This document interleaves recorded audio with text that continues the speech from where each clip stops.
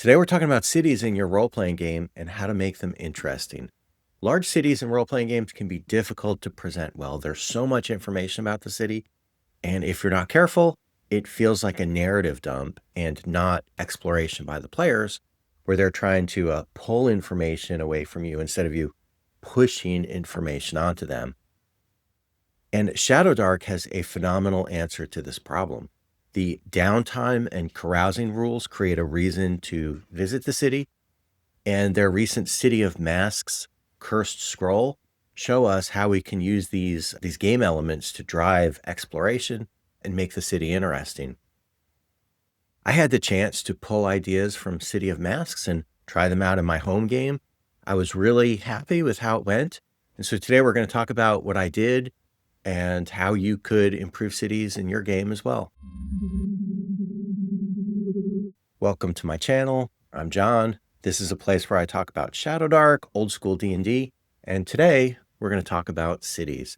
Now, most campaign settings have like a signature city in them, whether it's the free city of Greyhawk in the Greyhawk campaign or Waterdeep, Sharn, Baldur's Gate. The setting I'm running, it's Specularum, and they all share a similar problem, which is there's so much information to present. In fact, some of these cities have their own separate source books. So that's a lot of history and it's a lot of information. And the idea is, how do we shift from this being a narrative dump to kind of a point crawl where the players are interested in exploring the city and they're going to engage with this content over time as they experience it, like when it's appropriate. Here's how Shadowdark improves this. City of Masks, that latest curse scroll, it shows us how to integrate downtime opportunities like carousing and the other kind of stuff right into the city locations. So as players seek out these special sites, the engagement with the city just comes about feeling very naturally and very organic. Now, I did a review of City of Masks a few weeks ago. I will put a link to that one at the end of this video. We're not going to recapitulate the whole review here. I'm just going to refresh on a few key elements about this downtime style so that you see what I did in my own campaign and you've got ideas on what you can do in your own cities. First, a quick timeout though. People ask all the time, hey, I don't see this on the Arcane Library website. Where has Curse Scroll 4 or Curse Scroll 6 been published? And here's the answer. They were part of a Kickstarter the Arcane Library did last summer, the Western Reaches. It's still being developed. I think that the Western Reaches physical products are targeted to ship sometime in the spring. But as they finish work on things, they are publishing it digitally to the backers. So people who back this Kickstarter already have Curse Scroll 4 and Curse Scroll 6. That's why people are using these and talking about them. I'll put a link in the comments down below. They're still accepting late pledges. And I think once someone pledges, they get digital access to these. So Curse Scroll 4 and 6 are published. They're just not on the website yet. And Cursed Scroll 5 is supposed to be published to backers sometime in January. At least I think that's their expectation. So how does Cursed Scroll 6 drive player engagement? Well, regardless of what your campaign's about, like whatever the adventuring stuff is going on, whether it's delving dungeons or doing a hex scroll, there's going to be periodic times where they want to return to civilization and do downtime and carousing in the city. Downtime in Shadowdark includes things like magic research or weapons training. Carousing is where the players go and spend a bunch of money extravagantly, like on a big party, and then they convert that cash to experience. It's like it's got a very swords and sorcery vibe. The Curse Scroll introduces Renown, which is sort of the player's reputation. And it blends charisma, level, and things that they've done to generate a renown score. And there's even ideas for specialty shops, the kind of things players are going to want to potentially hunt down for some kind of a mechanical benefit. Here's a few examples right from Cursed Scroll 6, the City of Masks. This is the city of Meridia that comes in that one. Take a look at number 29 there, the Ivory Cathedral. So there's a district in the city that has all of the different temples. The Ivory Cathedral is the lawful one where the lawful gods are venerated.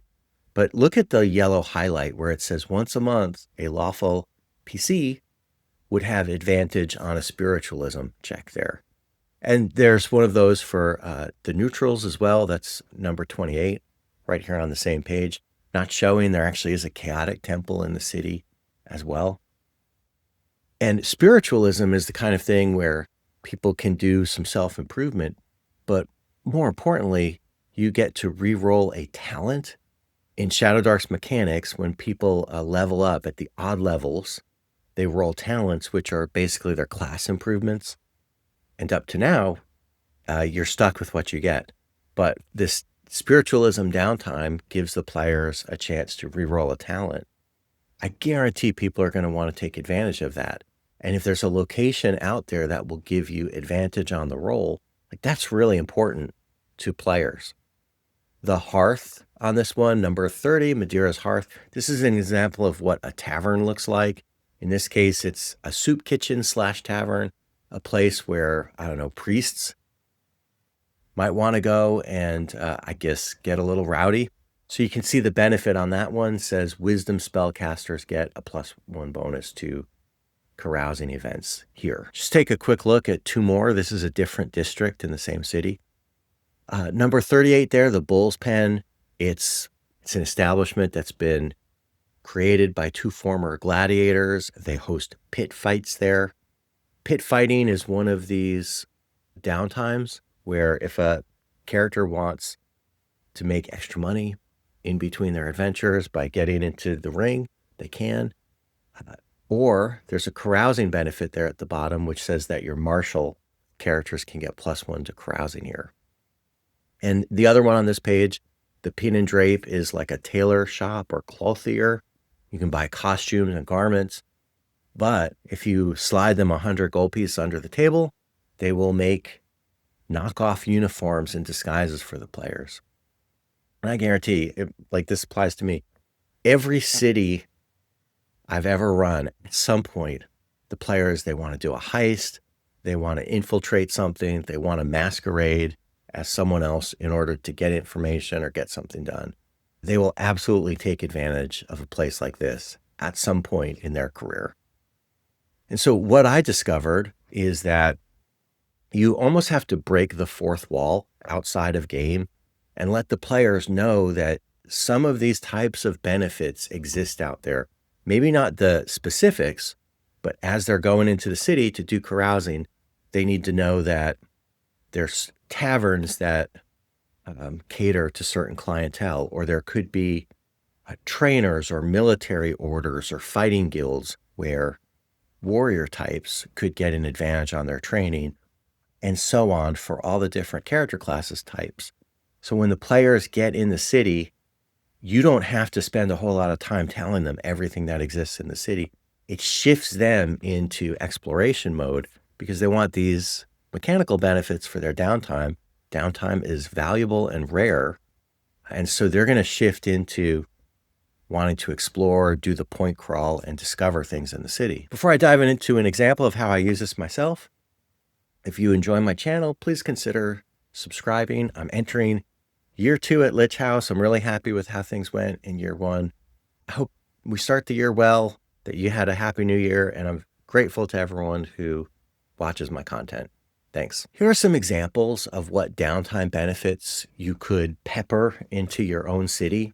Things like advantage on magic research, or we already looked at spiritualism, for instance.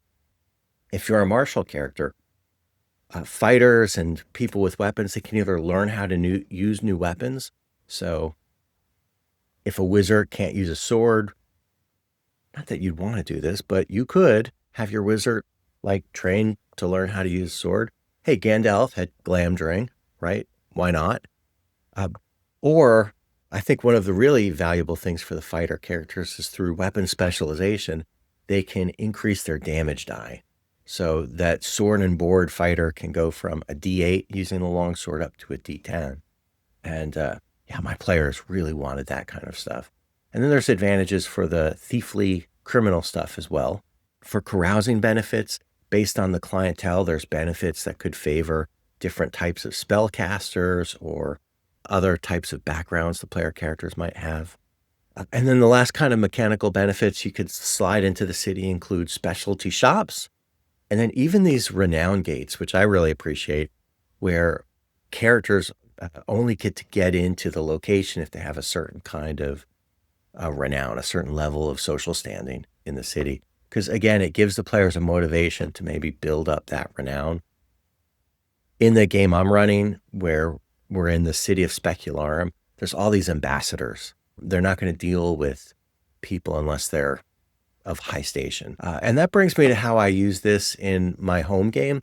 We're using something called the Grand Duchy of Karameikos. This is part of the known world, which came out in the basic D&D set back in the 1980s. And eventually it was embellished into its own setting. I love it because it's really pseudo-medieval and pretty simple. And it comes with a signature capital city. In this case, it's the city of Specularum. Now, this is a fan-made map, which I just happen to love, so I'll put a link to this particular map. I didn't make this one, but what I love about the map is that it's color-coded, so you can see the different districts, like the Merchant District or the Old Quarter, based on color coding. It's high-res, so you could zoom in or zoom out. It shows individual buildings. And my group they're in the process of trying to get a ship to go to the Isle of Dread. And so they're negotiating with different nobles and getting a crew and getting supplies. So they wanted to spend time in the city doing their downtime before they head out. So they got themselves established at an inn. The players all talked through what the different downtime options were. And a few people wanted to go out and find trainers, but then the rest of the group wanted to go carousing. So, for instance, the fighter, who is a knightly character in plate mail with a sword and shield, very much the archetype lawful fighter, wants to be a knight, learned about this fighting order in the city, the Order of the Griffin. So he sought them out, tried to find out what the requirements were for joining, realized he met the requirements. So he's now joined the Order of the Griffin, and his downtime was spent improving his longsword. I was really happy with how that went. People joined some other groups. The carousers deferred everything to the thief and said, well, thieves are streetwise. Let him go figure out what we should do. So he spent time like in the docks and talking to shady characters about where he could have a good time, and ended up picking a tavern that catered to rogues and thieves and unscrupulous characters. He learned that there's a place near the waterfront, the grog shop, where if you drink the house special before going out for the night, you'll either get sick or you'll be guaranteed to have a good time. So our thief in our party ended up organizing a whole night for the players who want to carouse that started with a drunken visit to the grog shop, followed by a night spent at the Laughing Dog. And so we got a chance to experience the new carousing tables. What I will say is that the ones that come in Curse Scroll 6, there's a lot more rolls to execute them. So it took a little bit more time at the table. And our group is in the mid-levels, and it does scale actually really well. I think some of the carousing results were eye-opening to the people who didn't go carousing. And so I think people are going to have a real choice in the future. Oh, do I want to train or do I want to carouse? Some of those carousing people got like 5 experience points each.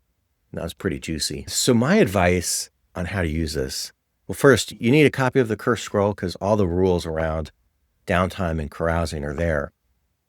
But try to give your players downtime opportunities at least once a month where they can get out of the wilderness, get out of the dungeon, return to the big city. You as a referee should share in advance the idea that location-based benefits will exist somewhere in the city, but it's up to the players to sort of hunt them out and find them. because that's going to drive the opportunity for them to do a point crawl. That's going to make the players, when they enter the city, want to ask people questions like, hey, where can I find a place like this or a place like that? And that's what really unlocks, I think, the engaging gameplay in the city.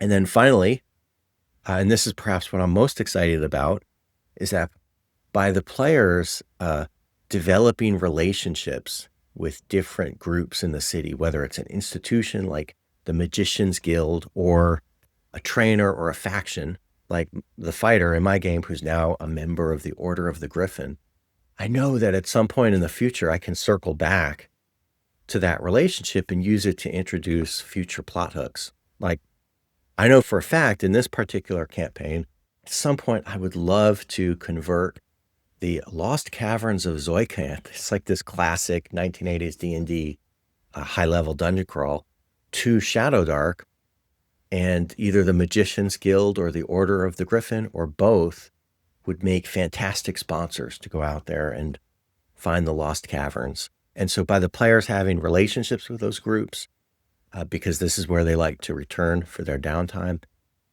it'll really help me out in the future for having factions that can introduce plot hooks. Anyway, that's it for today. Hope this has been interesting. I'm really pleased with how this stuff works to drive interesting city play. I'll link to my full review of Curse Scroll 6 up here. And the wise YouTube algorithm thinks you might like this one. Otherwise, see everyone next week, and hope you get a great start to your year.